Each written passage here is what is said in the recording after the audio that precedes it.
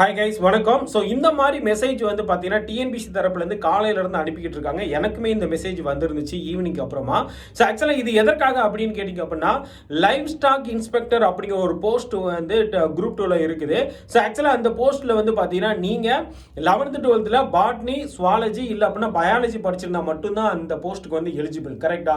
So அப்போ அந்த போஸ்ட்டுக்கு நீங்கள் உங்களுக்கு தகுதியாக இருக்கிற பட்சத்தில் உங்களோட ஓடிஆரில் போய் இந்த குறிப்பிட்ட நாளுக்குள்ள நவம்பர் 22 25க்குள்ள எஸ்ஆர் நோ அப்படின்னு நீங்க வந்து கொடுத்துட்டீங்க அப்படின்னா இதை நீங்க சப்போஸ் வந்து அந்த சப்ஜெக்ட் வந்து நீங்க படிச்சிருந்தீங்க அப்படின்னா உங்களை அந்த போஸ்ட்டுக்கு வந்து கன்சிடர் பண்ணிக்கிடுவாங்க.